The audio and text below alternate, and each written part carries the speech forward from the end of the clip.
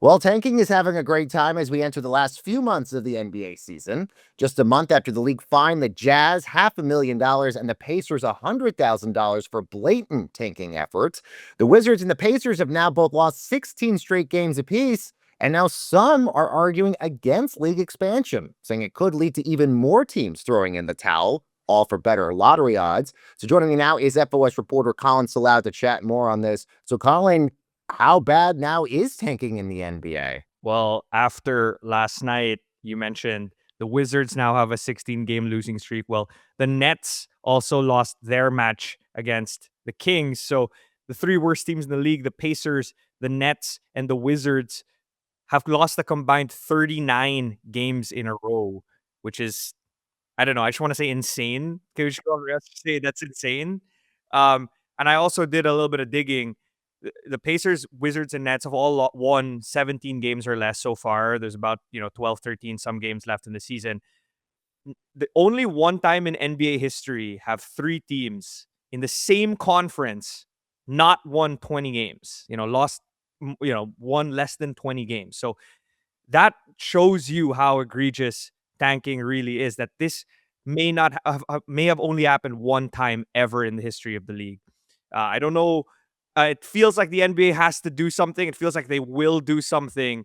But right now, what I'm seeing is teams taking advantage of potentially their last time to be able to tank this egregiously. Well, okay, so how much of it is that? Because obviously Adam Silver has insinuated that changes to the rules are coming, but how much of it also is this incredible, draft that we have where you could have Darryn Peterson, Cameron Boozer, or AJ Dybantsa as all potential number one picks? How much of that plays a role in all of this? I think it plays a massive role, but as someone who's followed the Washington Wizards for a long time, that didn't stop the Wizards from trying to be a tanking team when Alex Sarr was one of the prizes of the draft. And with all due respect to Alex Sarr, he is not anywhere close to the prospect that these other players are, that these, incoming prospects look like they're supposed to be. So that definitely plays a factor. We know that, Wembanyama, when he came out, was a huge prize. But I think that teams are noticing it earlier, just the value. You look at a team like the Thunder and what they did to build the team that they've made right now, and how drafting Chet Holmgren was such an essential part in doing that, and creating this monster franchise.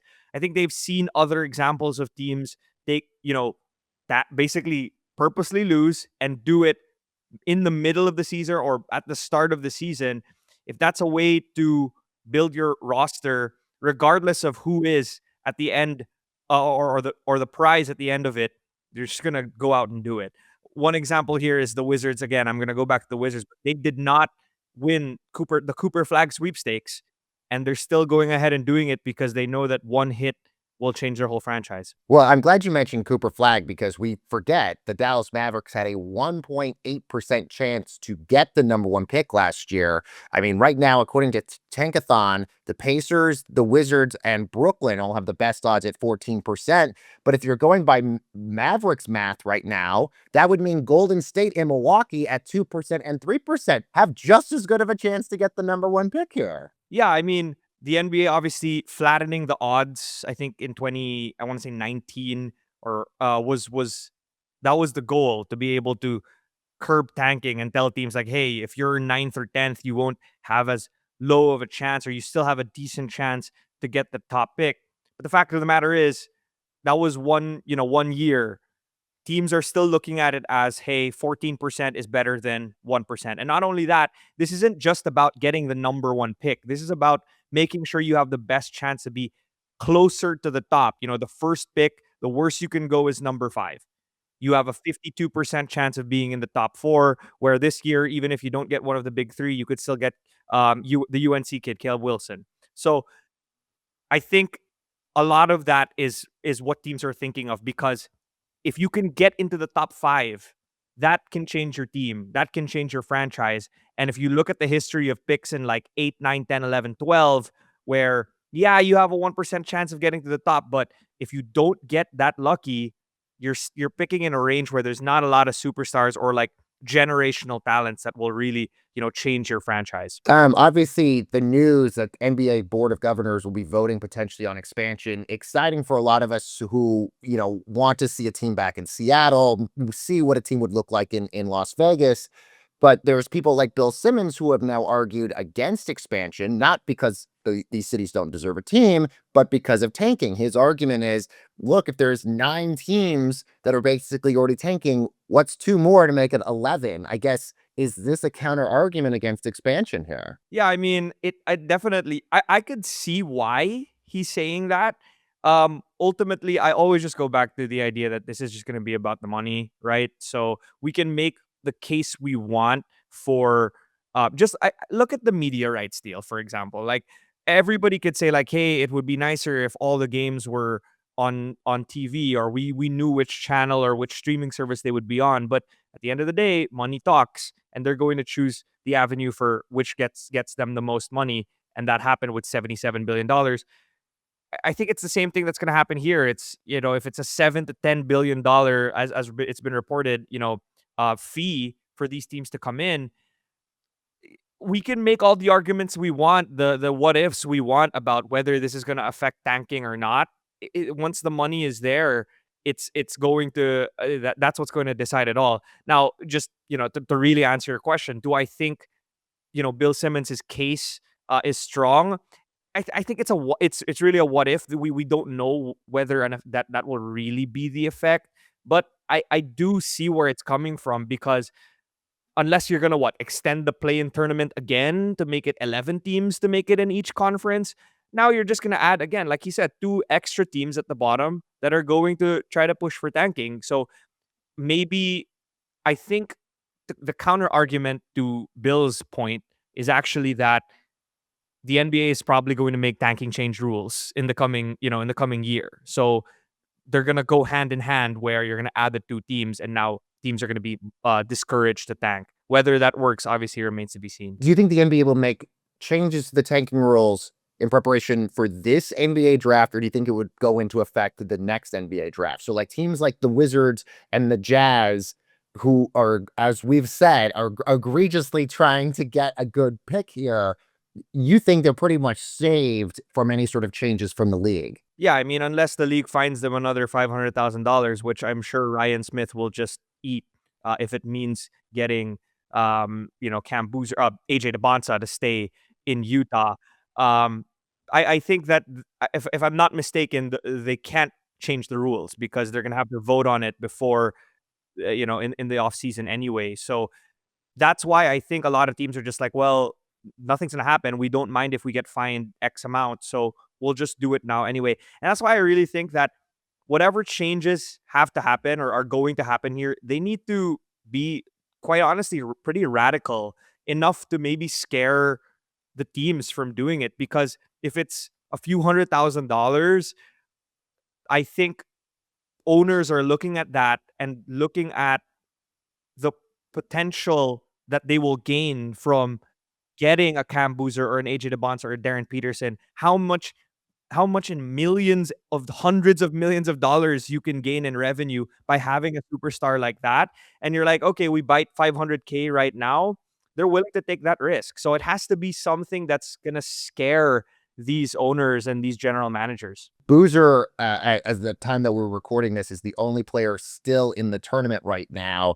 Do you feel like any of the 3 guys specifically that you mentioned have performed at a level that they are going to be a lock at the number 1 pick? Or do you think that this is all going to come down to who has the number 1 pick, who's the best fit, and then the dominoes then fall from there? I think that I don't know if it's gonna be a lock, but I think for a long time, many have been putting Darren Peterson as the number 1 pick.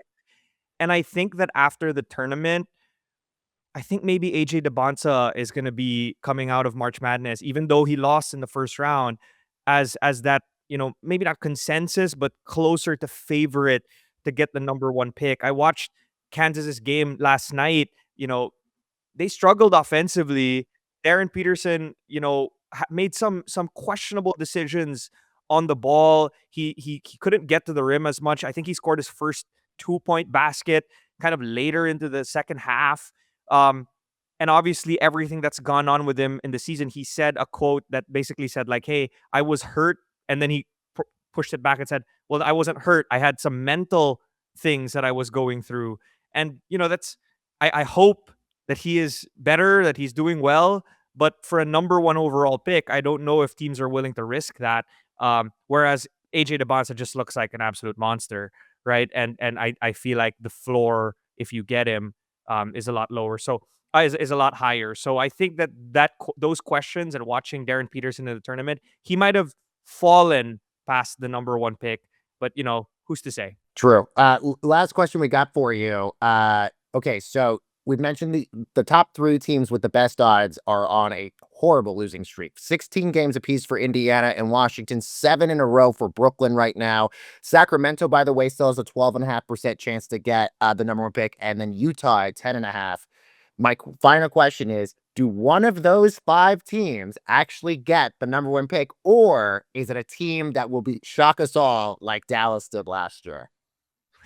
I mean, if Milwaukee actually had Milwaukee has better odds right now than but Dallas did, and so does Golden State but better as odds far than as I Dallas. know, Milwaukee does not get the highest of their Well, picks yes. So because so really quickly, just to go through this, the Pacers and the Wizards are trying to protect their picks right now, because if the Pacers pick falls between 5 and 9, it goes to the Clippers because of the Zubac trade, and the Wizards.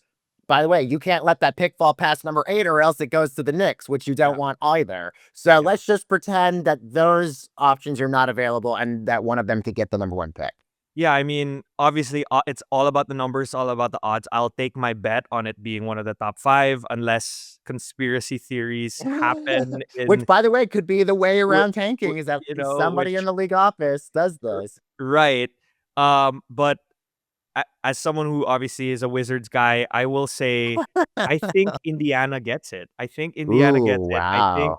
Would be a I good think story. it would be such a wild story to see them come back next year with With Halliburton. Tyrese Halliburton in full strength, and then having Ivica Zubac in the realm, Pascal Siakam, and then either AJ Dybantsa, Darryn Peterson, or Cam Boozer. I think that would be They're a top team in the East already again. that would be incredible. You see them facing off against like a Boston with Tatum back like that. That would be, I think, the coolest story. Um, I don't know. I feel like it would be a conversation about tanking too, though. Even more when you see a team like that.